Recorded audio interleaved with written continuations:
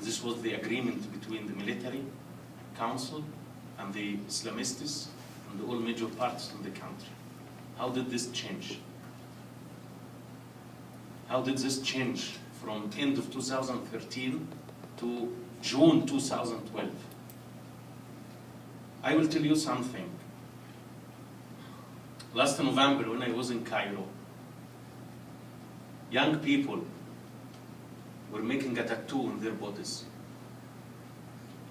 Tattoo, name and the phone number of the family. Because the biggest problem in the revolution was the distorted corpse of the activists. So in order to be recognized as the dead body, they made tattoo, phone numbers. These people are not going to lose.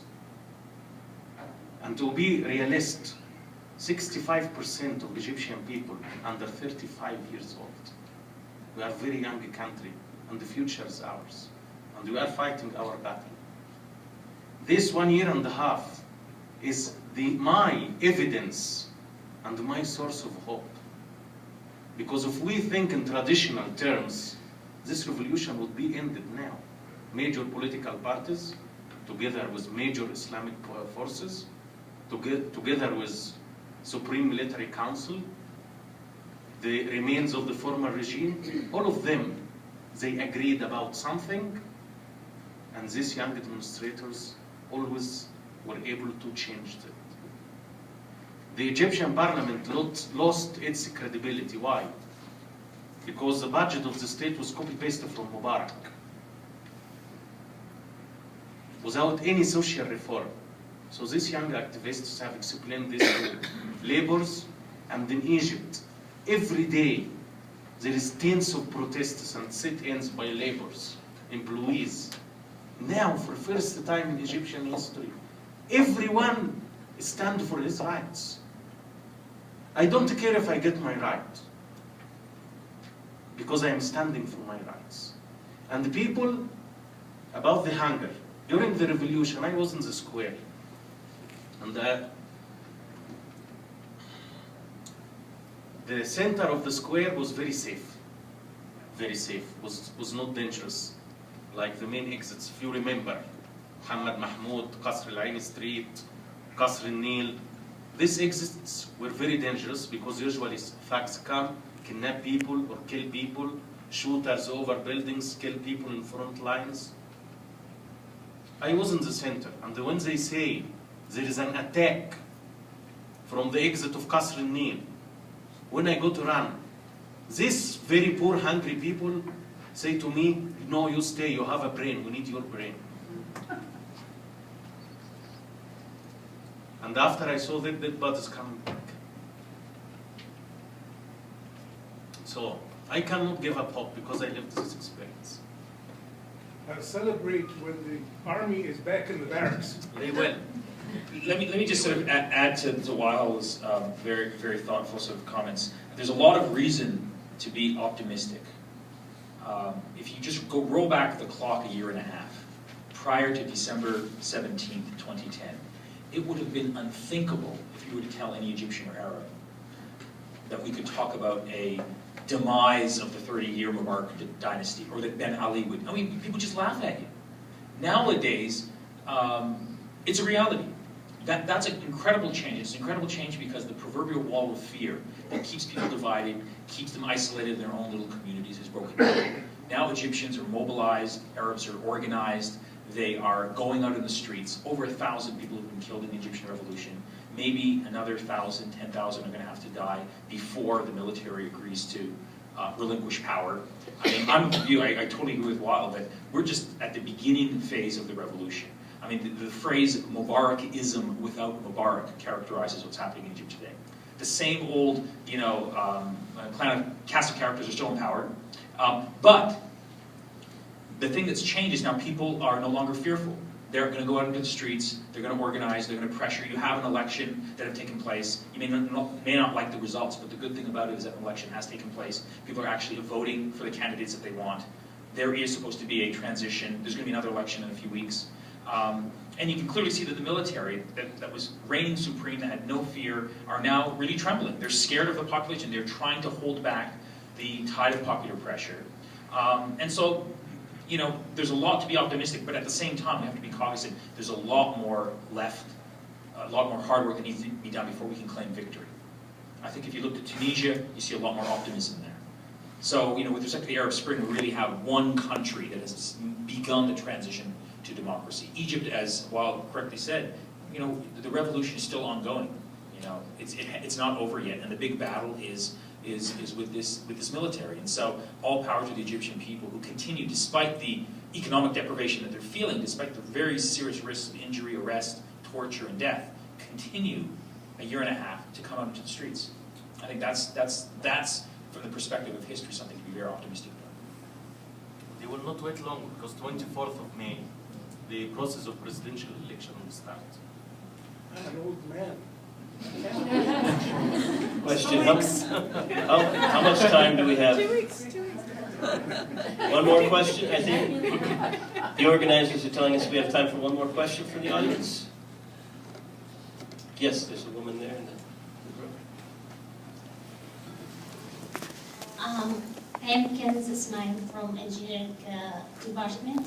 I am from Libya. So is it for all Arabic or only Egypt and Tunisia? Oh, so what do you think? Oh, Yemen too. What do you think about Libya and Yemen? So we still have a lot of problem in Libya. So can you give us a little bit? Libya and Yemen. What about them? I'll take Libya. Yes, there are a lot of problems in Libya, but let's also recognize that there were a lot more problems while Gaddafi was still in power. So, that, you know, again, who would have thought that we could talk about a post-Gaddafi Libya? You know, it's an important transformation, but again, we have to have a sense of history that the transition toward a better future is going to take time. There's a lot of chaos. I mean, we had a colleague of mine here, Tamara San, who just was in Libya earlier this year, and she came back and, you know, she was telling us just what was going on in Libya, and it was quite shocking. One of the things that she said that shocked me was just how completely rapacious and repugnant the rule of Gaddafi was for the last 41 years. In 20 years, no schools had been built, roads between different cities didn't exist, you go to a university library, they had no computers. I mean, it was really the embodiment of a corrupt family with a lot of oil wealth, you know, not really spending it on its population. But the positive side of the story is that finally Gaddafi is gone, his son is in jail, there's going to be a trial, and now Libyans have, you know, for the first time in the last 41 years, they actually have a chance of trying to build their own society, build a better future. It's going to be incredibly difficult, largely because the legacy of Gaddafi's 41-year tyrannical rule is going to, you know, cast a cloud over the future of Libya for the coming months. But now there's an opportunity to seize it. So it's going to take the goodwill and the hard work of Libyans with the support of the international community to try and, you know, build Libya. And we can't expect, you know, this is one of the problems that I have when I talk to some of my students. You know, they expect the Arab world, they expect Libya, they expect Egypt, to go from the Renaissance to the Reformation to the Enlightenment to the post-Enlightenment to modernity within a week. You know, it's been less than a year, right? In terms of Gaddafi's demise, or about a year, and so it's going to take time, and there's huge challenges. So I think a sense of history here helps us understand what's going on, and gives us, I think, a little bit of hope. Well, any comments? In fact, I cannot say much about Libya because I am not a professor of political science. So, but from my experience in Egypt, I believe that at the end, world have changed. It's not now like in past. The experience of Iran, the experience of China, all of this is not going to be repeated again. Now nobody can be hidden, and nothing can be hidden. There is a huge epistemological change in the human mind. This is creating a new reality and a new world. I don't know how to use it here, but in Egypt is our weapon. So the world is not the same like before. We cannot compare this moment with any other moment in history. We are different. Every one of us has a sort of digital eye. You have an email, you have a world, another world. So I think what we should do is to observe with hope.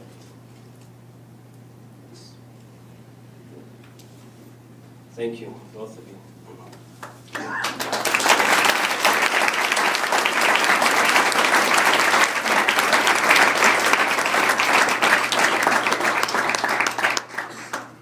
Tonight for me was fascinating. Fascinating because it opened a window on an experience of a part of the world that sometimes can seem very distant to us. But I don't think it's by accident that the quote that Professor Hashmi mentioned from President Obama resonated so much, both in the Middle Eastern world, but also among us, I'm sure, who were listening, because it spoke of inalienable rights. Right? And I think both of your comments were very cogent to the fact that when we speak about democracy and a free society, what's that going to look like? How is that going? Is that going to be the same thing in Egypt, in Libya, and Tunisia as it would be in the United States or Canada? But these certain inalienable rights that he refers to, there's a reason that they're inalienable. Because we find them. They're not given to us by a government. They're not given to us by the membership in a political party. We find them within ourselves. And we find their reflection in the experience that we heard tonight. The experience described by words like hope, by words like freedom, right? That we know go deeper than any political party, than any political system, but that they speak directly to something very fundamental about the human being. And I think for that reason, anyone, whether or not we have family ties to Egypt, to the Middle East, whether we have a professional interest, can be provoked and challenged by this situation, because it does reflect what is described as the human heart, right? The human heart, that place of reason and affection that's described in the Bible. Right? And that whenever the human heart is bet upon, as is happening, certainly in Egypt right now, betting upon the human capacity for good, for hope, for constructive relationships, right? There's an element of risk. There's an experience of risk. What Monsignor Giussani, who inspired the Crossroads movement, the Crossroads Cultural Center, described as a dizzying human condition. Because in the moment that I bet on that infinite horizon that opens up within a human being, when he's serious about his experience, the moment I bet on that, the moment I begin to take it seriously, I cannot help but find myself balanced between, as was said so eloquently tonight, between optimism and desperation. So, what I've heard tonight, and what wasn't touched on very much, but I think it's very important, and as I mentioned, is something that we are wrestling with in this society, is what is the definition of the human person? What is his or her origin? Where do rights, where do words like freedom, hope, reason find their foundation, find their root? Right? For us here at Crossroads, we find them in the experience, the given experience of the human person. Given, referring to a giver. And I'll leave it at that. But I myself do see in both the talks of these gentlemen whose use of reason was so sharp